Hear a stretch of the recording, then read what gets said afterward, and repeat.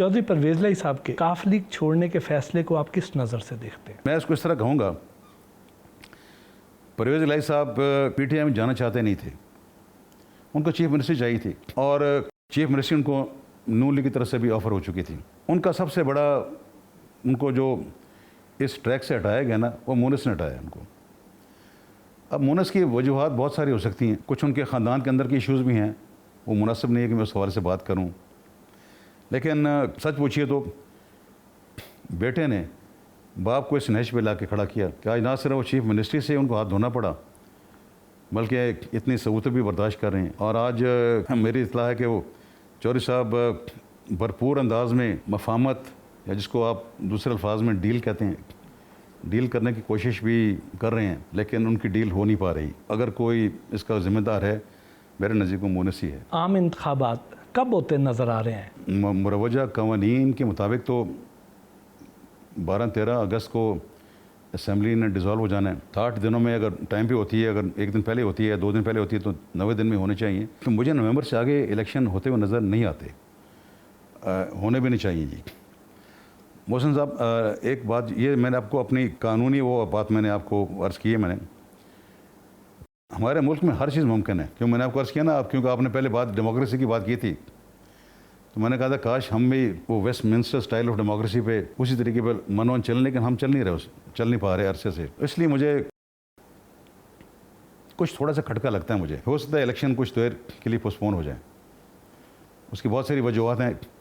आपके इस प्रोग्राम में शायद इतना टाइम ना हो उन वजूहत पर जा सकें, लेकिन मेरी ख्वाहिश है, दिल है कि इलेक्शन नवंबर से आगे ना जाएँ। इस्तेहकाम पाकिस्तान पार्टी और पीटीआई पार्लियामेंटेरियंस के नाम से 2 पार्टियां बनी। इस तरह की पार्टियां क्यों बनती हैं, कैसे बनती हैं और इनका मुस्तकबिल क्या होता है? जो हमारी तारीख़ है ना जी सियासत की और सियासी जमातों की, आप उसमें अगर देखेंगे तो तज़िया करें तो आपको ये ऑफ शूट्स आपको बनते नज़र आएंगे, और फिर वो शॉर्ट टर्म के वाले से उनका एक रोल होगा और उसके बाद आपको नज़र नहीं आएंगे वहाँ पे।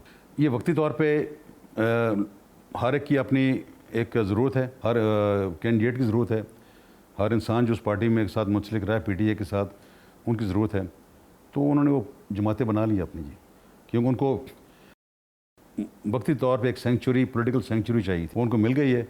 अब उस सेंचुरी को के अंदर रहते हुए वो अपने आप को, अपने पॉलिटिकल इंटरेस्ट को आगे लेकर चलाएंगे जी। क्या जहांगीर तरीन और परवेज़ खटक चेयरमैन तहरीक इंसाफ का मुतबादल हो सकते हैं? ज़ाती तौर पर मैं नहीं समझता कि वो उसके मुतबादल हो सकते हैं, क्योंकि इमरान खान की अपनी एक पर्सनैलिटी है।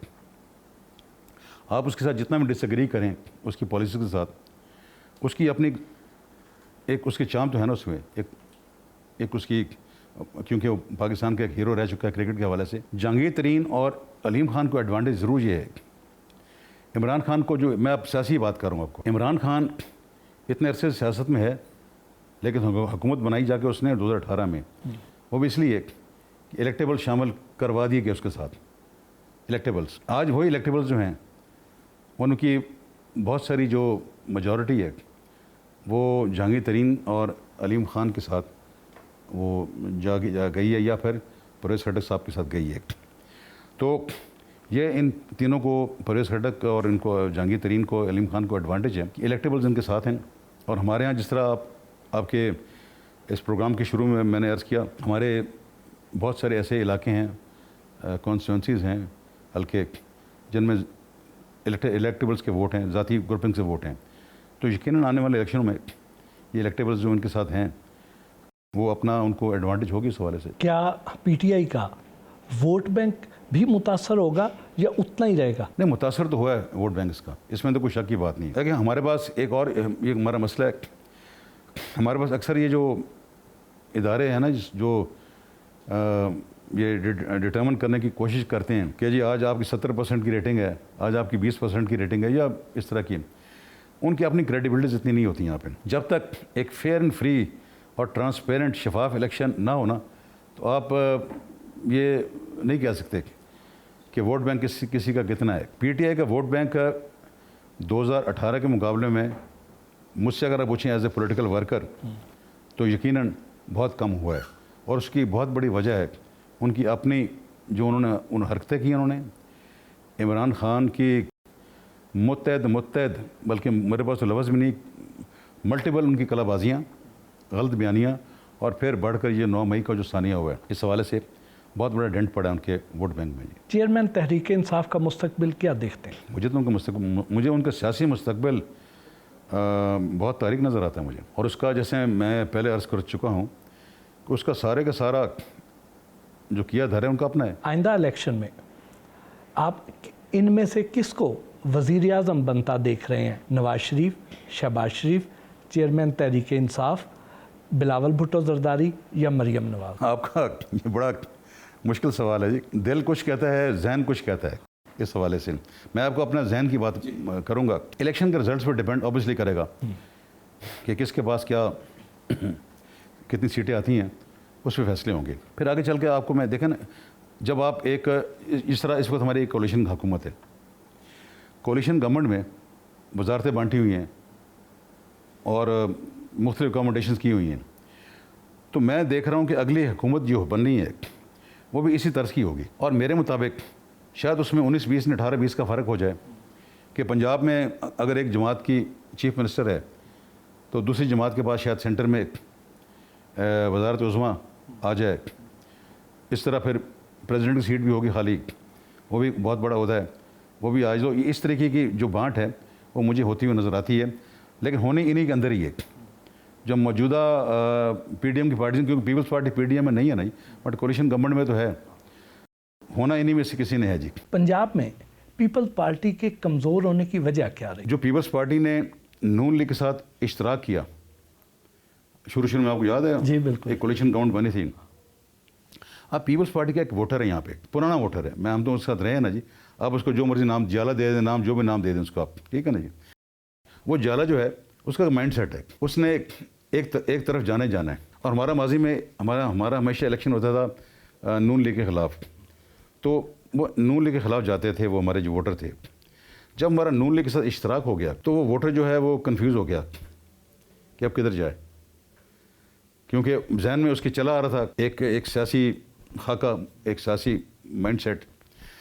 तो ये मेरे मुताबिक एक ये बुनियादी वजह थी। हमारा जो वोटर है, हमारा जो जाला है, वो पार्टी से अलहदा हो गया, एलिनेट हो गया, जिस वजह से पीपल्स पार्टी को 2008 के बाद जितने इलेक्शन हुए हैं उसमें उनको वो पजीराई पंजाब में नहीं मिल सकी जो उनको माजी में मिलती रही है। तो ये जो जरदारी साहब की मफाहमत की पॉलिसी थी, ये तो गलत साबित नहीं होगी? मुझसे अगर आप पूछिए, पार्टी के लिए शायद इसके नुकसान हुए हैं पंजाब में, जिस तरह मैंने आपको अर्ज़ किया, लेकिन मुल्क के लिए ठीक था। सियासत में आने का फैसला कब किया, कैसे? मैं गवर्नमेंट कॉलेज लाहौर में था, तो मैंने वहाँ पे एक छोटा सा सियासत का कीड़ा मुझे वहाँ पे, उसने आके मेरे साथ मुंसलिक हो गया। मैंने स्टूडेंट्स यूनियन के इलेक्शन लड़ा, और ऐसे ही वो मैंने लड़ा इलेक्शन, सियासत की वजह से नहीं।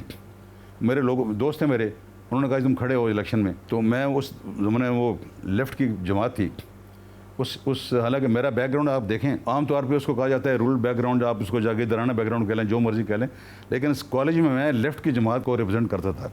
मैंने इलेक्शन लड़ा, इलेक्शन हार गया मैं, लेकिन वो एक कीड़ा था जहन में मेरा। मैं जब बाहर पढ़ने जा रहा था तो उस वक्त ये इलेक्शन हो रहे थे यहाँ पे, 1976 की बात है मैं जी। मेरे बुज़ुर्ग थे, अल्लाह ताला उनको खलीक रहमत करे, मेरे अंकल खालिद अहमद खरल साहब जी, वो उस ज़माने में थे कमिश्नर लाड़काना।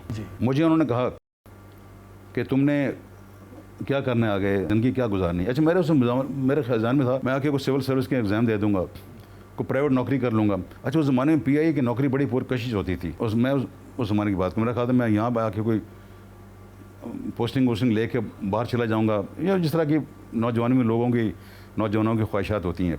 मुझे कहते हैं कि तुम्हारा बैकग्राउंड सियासत है, तुम अपनी जो गद्दनशीन की फैमिली हो, तुम सियासत में नहीं हो, लेकिन तुम्हारी बाकी तो है ना, सारी फैमिली में लोग हैं। तो मुझे खालिद साहब ने ये कहा कि तुम्हें इलेक्शन लड़ना चाहिए। अच्छा, फिर मेरी एज ही पूरी नहीं थी ज़माने में, एक्चुअल एज जो थी, लेकिन वो ज़माना वो था आज के बरक्स। उस ज़माने में जब बच्चे को आप स्कूल दाखिल करवाते थे तो आप उसकी उम्र ज़्यादा लिखवाते थे स्कूलों में, आज अब कम लिखवाते हैं एज, या बराबर के लिखवाते हैं। तो मेरी कागज़ों में एज पूरी थी 25 साल। मुझे वो भुट्टो साहब से मिलवाने ले गए। भुट्टो साहब ने मुझे कहा कि ठीक है मैं तुम्हें टिकट देता हूँ। उस ज़माने में 77 के इलेक्शन हुए, मैं पीपल्स पार्टी का टिकट होल्डर था MNA का, और मैं इसी हल्के से पहली मरतबा MNA बना जी। उसके बाद एक तवील अरसा गुजरा, वो बहुत ही एक ट्रेजिक हमारी हिस्ट्री उसके बाद है। और मेरे आज भी वो हीरो हैं सियासत में, शहीद जुल्फ़िकार अली भुट्टो। और मुझे बड़ी मेरी खुशनसीबी है कि मैंने उनके साथ बहुत एक मुझे काम करने का मौका मिला। हालांकि वो असेंबली में हमारी 5-6 महीने रही थी 77 की, उसके बाद मार्शल लग गया। जब आपके भुट्टो ख़ानदान से इतने करीबी मरासम थे तो फिर पीपल्स पार्टी पैट्रियट क्यों बनाई? 2002 में उससे पहले मुझे इत्तेफाक हुआ, मैं कुछ 6-7-8 महीने मैं दुबई में रहा शहीद मोहतरमा के साथ रहा। यहाँ मुझे रहने वो वहाँ पे थी, दुबई बेस थी, वहाँ पे सब कुछ मेरे सामने हो रहा था, मैं उसका बल्कि हिस्सा भी था। उस ज़माने में जनरल मुशर्रफ के जो लोग थे, एमिसरी थे, वो आते थे मोहतरमा के पास, बातचीत चलती थी वहाँ पे उसमें। तो 2002 के इलेक्शन के हवाले से हम अपनी हिकमत अमली भी तैयार करते थे। तो बीबी ने उस वक्त ये फ़ैसला किया हुआ था, जो कई दफ़ा मुझसे उन्होंने इस बारे में इज़हार ख्याल भी किया कि 2002 के इलेक्शन में मैं पाकिस्तान में आऊँगी। और मैंने उनको खुद कहा था, बल्कि मैंने नहीं, बहुत से और दोस्तों ने उनको कहा कि आपका होना यहाँ ज़रूरी है इलेक्शन में, आप होंगे तो हमारी इलेक्शन में पोजीशन बहुत बेहतर होगी। किस्सा मकसद ये कि इलेक्शन कॉल हो गए और बीबी किसी वजह से नहीं आई वहाँ पे। इलेक्शन हो गए, पीपल्स पार्टी की सीटें आ गई, हमें उन्होंने दुबई बुलाया। हम सब, मैं भी उसमें था, हमारे और दोस्त भी थे उसमें, चंद जो मेन हमारे जो सरकर्दा लोग थे। तो वहाँ पे बीबी ने कहा कि जी मैं पाकिस्तान नहीं आ सकी, अब मैं चाहती हूँ कि आप जनरल मुशर्रफ की हुकूमत को आप अपोज़ करें। मैंने भी और दोस्तों ने भी कहा उनको कि बीबी देखिए बड़े मुश्किल से इलेक्शन हुए, मार्शल लॉ के बाद जमहूरियत में आना कोई आसान बात नहीं होती। आप कहती हैं जी हमने अपोज़ करना है, 2-3 चीज़ें जहन में रखिए, हम अपोज़ करने को तैयार हैं, लेकिन यह जहन में रखिए कि उसके बाद जो इलेक्शन हुए हैं ये नल एंड वॉइड हो सकते हैं। जो जमहूरियत जितनी भी है, जितनी भी बहाल हुई है, वो वापस जा सकती है, दोबारा मार्शल लॉ और वो सिस्टम आ सकता है। और फिर मैंने उनको ये गुजारिश की बीबी को, मैंने कहा जी आपने हमसे वादा किया था कि आप इलेक्शन में यहाँ पे तशरीफ़ लाएंगी, आप नहीं आई, ठीक है आपकी वजूहत थी। अब अगर हमने उनको पोस्ट करना है मुशर्रफ को, हम करने को तैयार हैं, लेकिन आप वापस आइए वहाँ प्लीज़, आप खुद आइए, आप लीड कीजिए आके, आप लीडर हैं, आप पूरी कौम आपके पीछे है। अगर आप वापस नहीं आती तो पीछे पार्टी जो है वो औरों के हाथों में है, जिनके मतलब मुझे खुद एतराज़ात थे लोगों के, कई ऐसे थे उनके स्टाफ के लोग थे उनके। मैंने कहा फिर हमारे लिए मुश्किल हो जाएगी। बीबी वापस नहीं आई, मैंने उनको कहा जी आप वापस नहीं आएंगे तो फिर हमें इजाज़त दीजिए आप। तो हमने जाके फिर अपनी पार्टी बना ली। एक दौर में आपके आसिफ अली जरदारी साहब के साथ भी ताल्लुकात कशीदा हो गए, फिर वापसी कैसे हुई, वजह क्या थी? ताल्लुकात की ख़राबी की वजह क्या थी? देखिए मेरा नहीं ख्याल मेरे उनसे ताल्लुकात कभी कशीदा थे आसिफ जरदारी साहब से। आसिफ जरदारी साहब पॉलिटिक्स में आए हैं बीबी की शहादत के बाद 2008 में। उससे पहले उन्होंने एक बैक सीट ली हुई थी सियासत में, हम सियासत में थे, हम बीबी के साथ अपनी बातें करते थे, जो हमारी दानिश में बातें हैं सियासी पॉलिसीज़ के हवाले से, पार्टी पॉलिसीज़ के हवाले से, पार्टी की सियासी हिकमत अमली के हवाले से, दीगर हवालों से हमारी बातें होती थी। आसिफ जरदारी साहब का हो सकता है अपना कई दफ़ा होता हो, उनका नुक्ता नज़र होता हो, लेकिन ऐसा सच वो नहीं होती। ये बात मुखालफत की बात मैं नहीं कहूँगा, डिफरेंस ऑफ ओपिनियन हो सकता है उसमें, लेकिन मैं उसको मुखालफत तो नहीं कहूँगा जी। मैं आप जमहूरी सियासत पर यकीन रखते, तो एक जमहूरी सियासत पर यकीन रखने वाले सियासतदान को मुशर्रफ के साथ हाथ मिलाना चाहिए था। हमारे यहाँ जमहूरियत सिर्फ बराए नाम यहाँ पे है, और मैं आपको पिछले 25, 30, 35 साल की बात करना चाहता हूँ। एक तो मार्शल लॉ दौर हो गया जी, वो तो मार्शल लॉ आते रहे हैं। जब सिविलियंस भी आए हैं यहाँ, सिविलियंस ने भी यहाँ पे अपने आप को इस तरह कंडक्ट नहीं किया कि वो मुकम्मल तौर पे जिसको आप कहते हैं ना सिविलियन सुप्रेमेसी, वो कायम कर सकें। उसकी बहुत सारी वजूहत हैं कि उनमें अपने एक इनहेरेंट खौफ था। हमारे सियासी जो इदारे हैं वो इतने मजबूत नहीं हैं, हमारे जो दीगर इदारे हैं, हमारी जो जुडिशरी है वो इतनी मजबूत नहीं है। अब देखिए हमारी जुडिशरी जो है, उनका रिकॉर्ड आप देख लें, हर मार्शल लॉ को इन्होंने स्टैम्प किया है। और मैं आपको ये वाज़े अल्फाज में आपको मैं ये बताना चाहूँगा, ये मेरी ये व्यू अपनी है। हमारे यहाँ इस्टेब्लिशमेंट का एक बड़ा गहरा रोल है हमारी गवर्नेंस में। सिर्फ हमारा सिक्योरिटी इश्यूज़ में नहीं है, हमारी गवर्नेंस में भी, ठीक है। और पिछले 25-30 साल से हमने देखा उसको, हमने